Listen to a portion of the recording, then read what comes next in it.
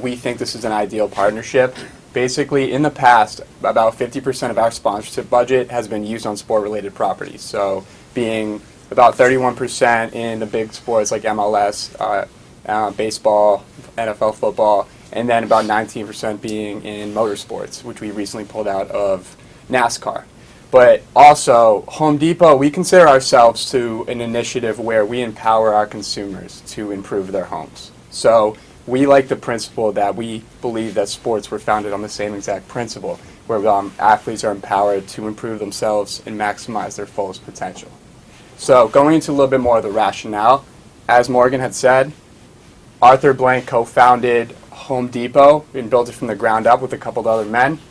And he currently is the owner and the operation. He'll do the operations for the new Atlanta franchise as well as the Atlanta Falcons. So he has those two on board. He's familiar with the area. He knows the demographics. And it also, Home Depot's located in Atlanta, so they're familiar as well. Additionally, Home Depot has already found success in the MLS market. Mainly, we recently just pulled out of our naming rights deal with Home Depot Center, home to the LA Galaxy and Chivas USA. And we believe that that wasn't the ideal connection for us, which is why we pulled from that deal. And we're looking to gauge a new market in Atlanta to get more MLS share. So more into some market opportunities. We pride ourselves on being a superior citizen in our hometown of Atlanta. We were founded in Atlanta. Our headquarters is in Atlanta. So we believe staying in contributing to our home base is the utmost importance. Furthermore, contributing to the soccer growth, as much as it may not seem, soccer is considerably growing. We're talking attendance, ticket sales, revenues, everything's contributed to the bottom line. These expansion teams that have been coming in the next 5 years or so, is about 5 new expansion teams, and including this one. That means that soccer is growing. It's showing that people are getting more familiar with the sport. And additional philanthropic community opportunities as well. We think that reaching out to our community is going to be really beneficial, and later on when we show you our sponsorship components, we'll show you what special initiatives we have.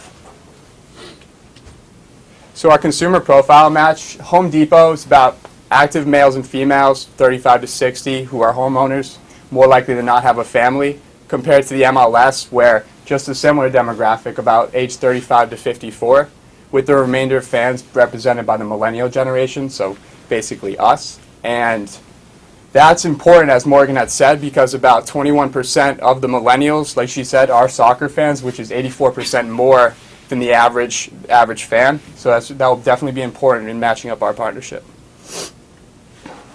And more about the Hispanic market, which we're targeting specifically due to the fact that about 12% of Atlanta is a Hispanic population. So the similarity to the eventual desired market, like I said, the U.S. population is about 17% of Hispanics, and we think that Atlanta would be a nice proxy because it's about 12% Hispanics, so we can gauge their interest by getting them to come to MLS games. The geographic isolation, it's a good test for market isolating variables, so particularly exposure to advertising. We think that markets like Atlanta are isolated from other Hispanic population centers.